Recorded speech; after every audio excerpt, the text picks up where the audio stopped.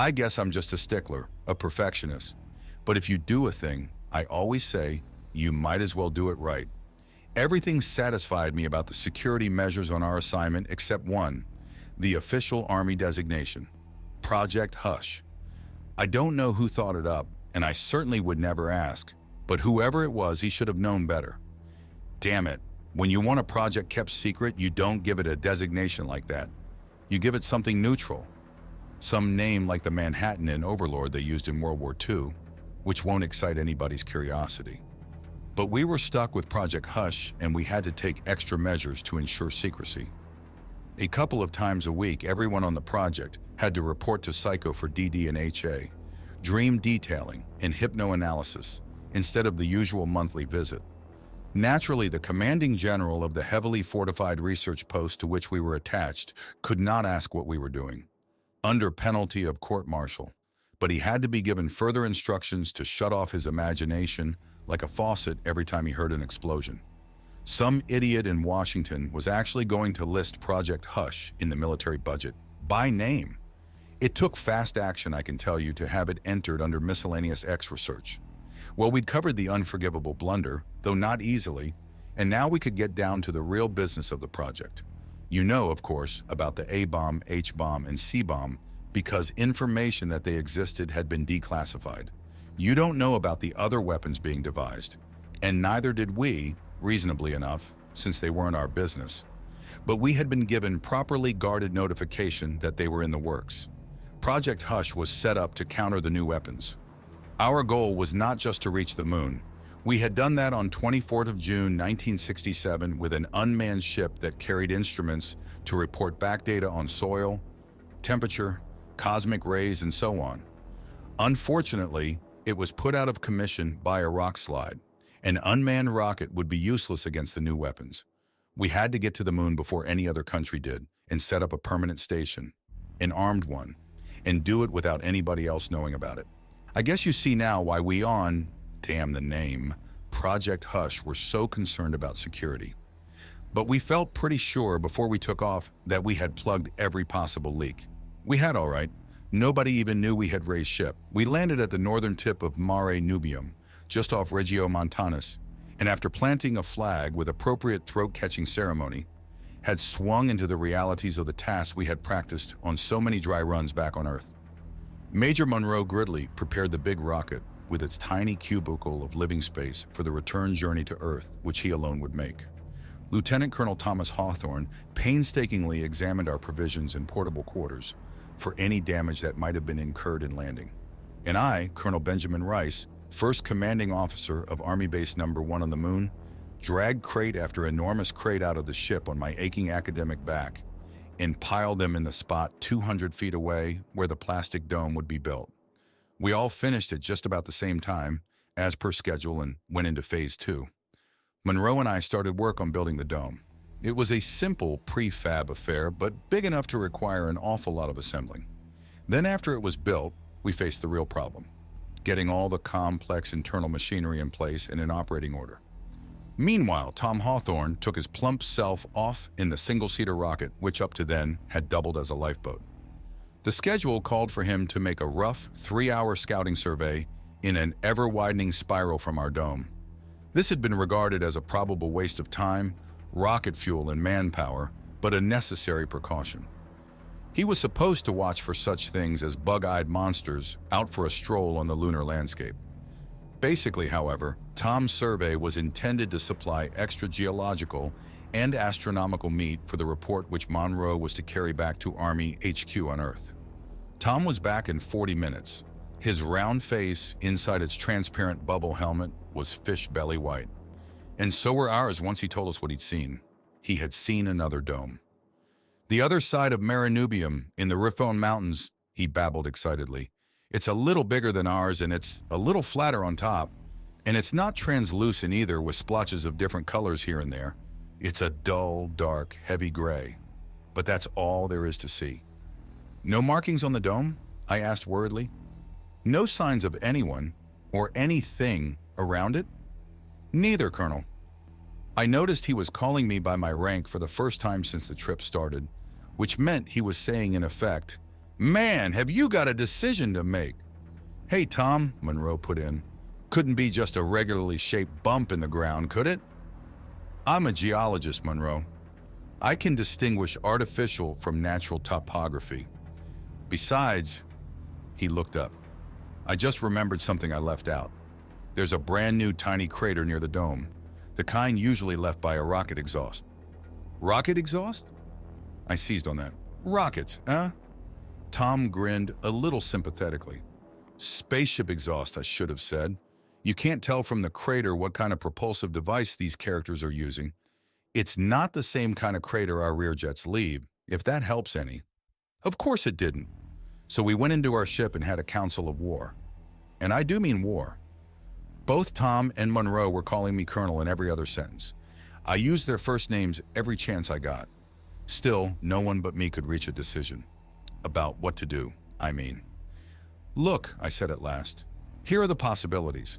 They know we are here, either from watching us land a couple of hours ago, or from observing Tom's scout ship, or they do not know we are here. They are either humans from Earth, in which case they are in all probability enemy nationals, or they are alien creatures from another planet, in which case they may be friends, enemies, or what have you. I think common sense and standard military procedure demand that we consider them hostile until we have evidence to the contrary. Meanwhile, we proceed with extreme caution so as not to precipitate an interplanetary war with potentially friendly Martians, or whatever they are.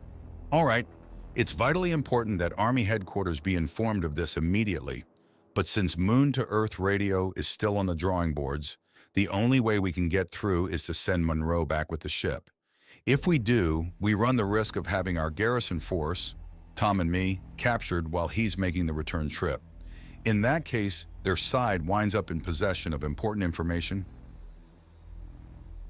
concerning our personnel and equipment, while our side has only the bare knowledge that somebody or something else has a base on the moon. So our primary need is more information. Therefore, I suggest that I sit in the dome on one end of a telephone hookup with Tom, who will sit in the ship, his hand over the firing button, ready to blast off for Earth the moment he gets the order from me. Monroe will take the single-seater down to the Riffon Mountains, landing as close to the other dome as he thinks safe. He will then proceed the rest of the way on foot, doing the best scouting job he can in a spacesuit. He will not use his radio, except for agreed-upon nonsense syllables, to designate landing the single-seater coming upon the dome by foot, and warning me to tell Tom to take off.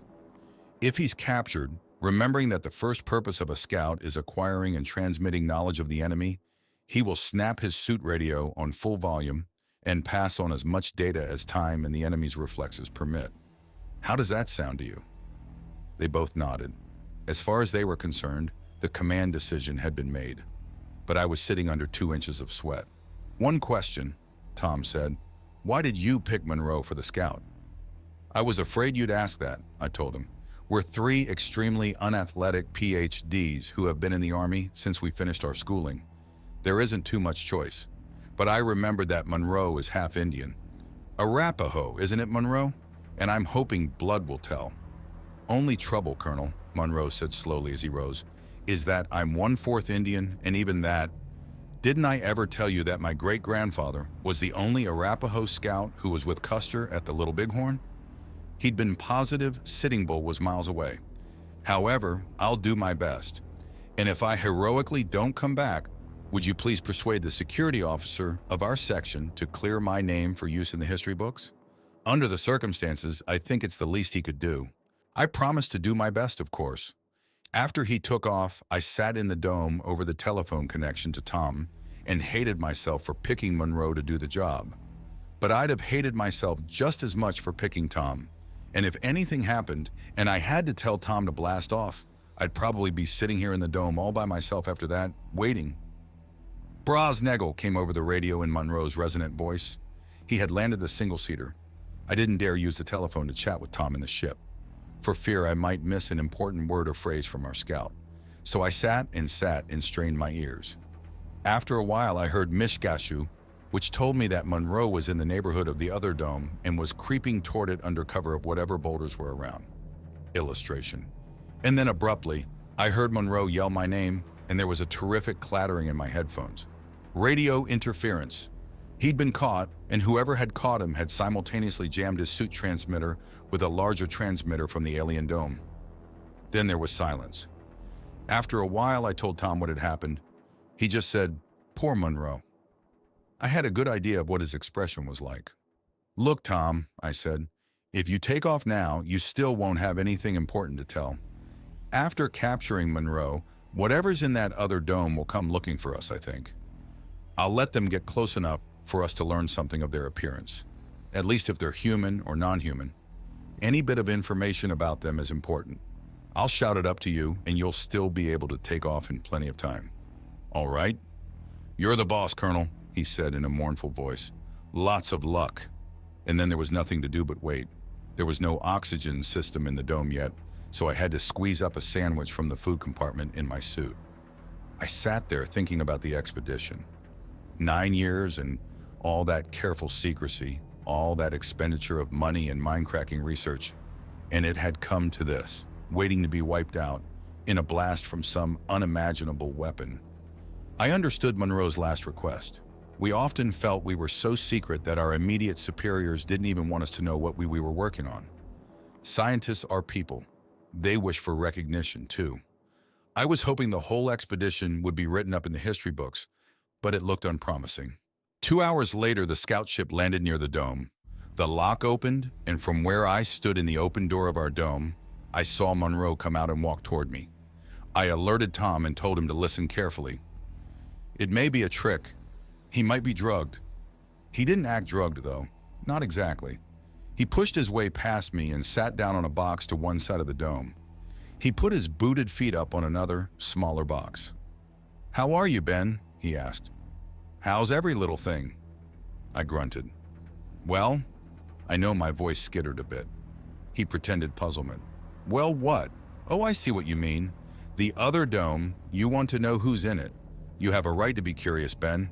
Certainly, the leader of a top-secret expedition like this, Project Hush they call us, huh, Ben, finds another dome on the moon. He thinks he's been the first to land on it, so naturally he wants to—" "Major Monroe Gridley," I rapped out, "you will come to attention and deliver your report. Now." Honestly, I felt my neck swelling up inside my helmet. Monroe just leaned back against the side of the dome. "That's the Army way of doing things," he commented admiringly. "Like the recruits say, there's a right way, a wrong way, and an Army way. Only there are other ways too." He chuckled. "Lots of other ways." "He's off," I heard Tom whisper over the telephone. "Ben, Monroe has gone and blown his stack." "They aren't extraterrestrials in the other dome, Ben," Monroe volunteered in a sudden burst of sanity. "No, they're human all right, and from Earth. Guess where?" "I'll kill you," I warned him. "I swear I'll kill you, Monroe. Where are they from? Russia, China, Argentina?" He grimaced. "What's so secret about those places? Go on. Guess again." I stared at him long and hard. "The only place else." "Sure," he said. "You got it, Colonel. The other dome is owned and operated by the Navy. The goddamn United States Navy.